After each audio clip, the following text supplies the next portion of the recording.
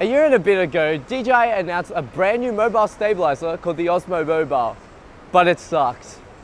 Didn't really work with Apple iPhones, and on some Android devices, the tracking didn't work at all.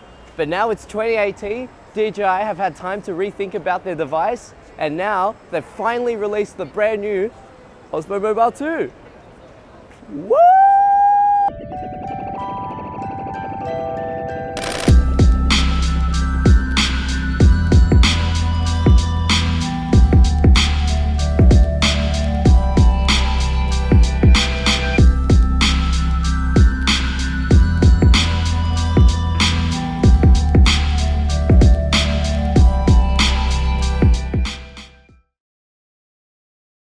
So just to start, I'm going to talk about the key differences between the Osmo Mobile 1 and the Osmo Mobile 2 aesthetically. Firstly, on the left-hand side of the Osmo Mobile 1, there's a 1/4" screw, so you can attach accessories such as the universal hot shoe mount. Whilst in the Osmo Mobile 2, they've taken it out on the left-hand side and now positioned it at the bottom. Secondly, on the front of the Osmo Mobile 1, there is a button on the grip allowing you to quickly recenter your subject or lock the gimbal for when you need to move it. On the Osmo Mobile 2, they've taken that out and they've positioned it at the front, which is a bit more uncomfortable to use, to be honest.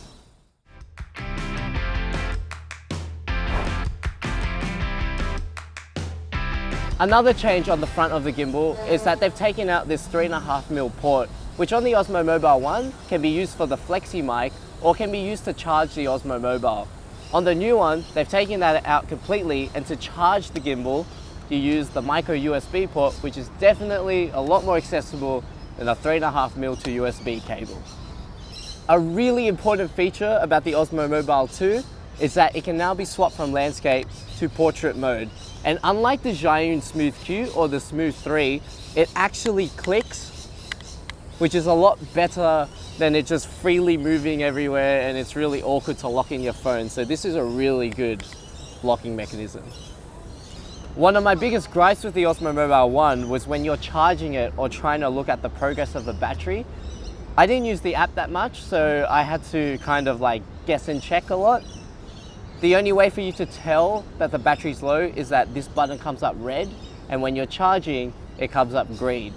On the brand new Osmo Mobile, it's got a 3-bar indicator, so you know when it's fully charged and when the battery is depleting near low.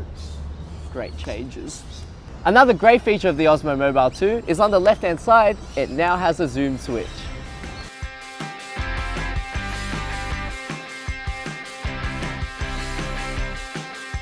And just before I forget, at the front of the gimbal, there's a USB port, so you can plug a cable from the gimbal straight into your phone to charge it whilst you're using it, which is pretty neat. And lastly, its construction is very different between the two. The Osmo Mobile 1 is definitely heavier, and it's got rubberized grips on it for you to hold the gimbal a lot firmer. The Osmo Mobile 2 unfortunately doesn't have that rubber grip, but is a lot lighter thanks to its nylon construction. So if you're going out traveling on long shoots, this is definitely the one to go for.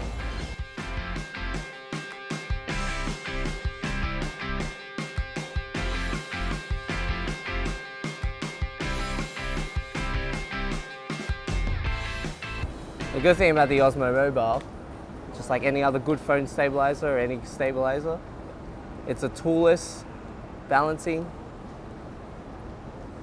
and it's super easy. Just balance it on that horizontal axis and you turn it on. It's balanced.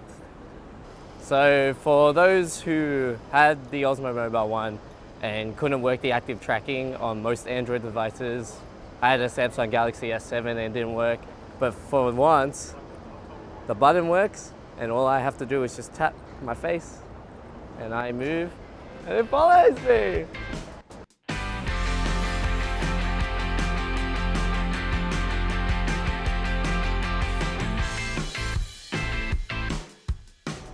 So for all you Snapchatters, Instagram storyers and live streamers, this portrait mode works really well. I've got it paired with the active tracking, so I can move around as well.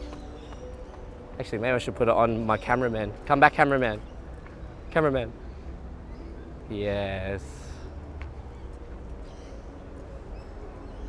Yes. Bye, cameraman.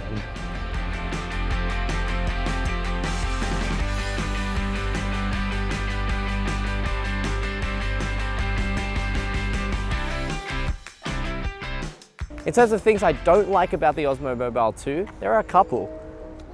Although the construction is lighter, it does feel very hollow, and it just doesn't feel as great as the old Osmo Mobile did. Secondly, because that little button at the front is gone, for you to center the gimbal, it's really annoying sometimes because you have to use your thumb. In most cases, I always like to have my thumb on my grip, so it's never on that button. So sometimes it's a bit awkward to recenter. And lastly, because you can't change out the battery, if the battery is bust, that means the gimbal's bust as well, and you can't just buy a new battery to replace it. In terms of the Osmo Mobile 2 performance, there is nothing to fold on it. It keeps all your footage smooth, and especially if you're a user of big size phones such as myself, you want the motors to be strong enough to always work for you and keep the footage consistently smooth.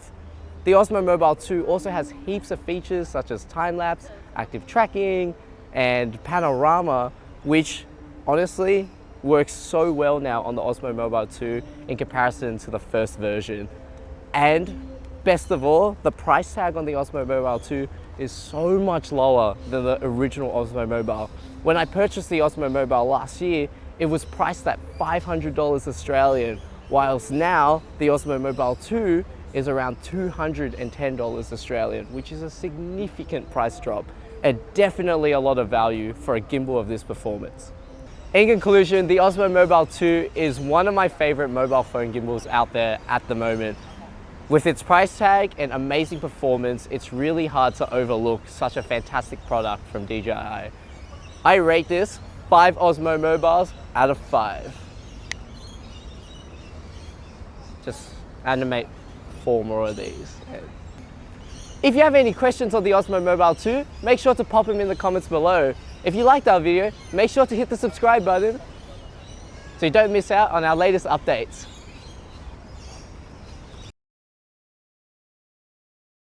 Perfected ninja walk.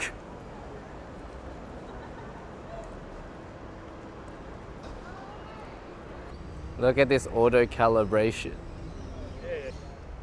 Wow, it's calibrating.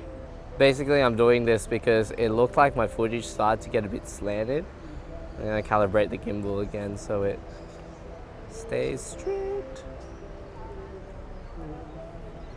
That's so cool.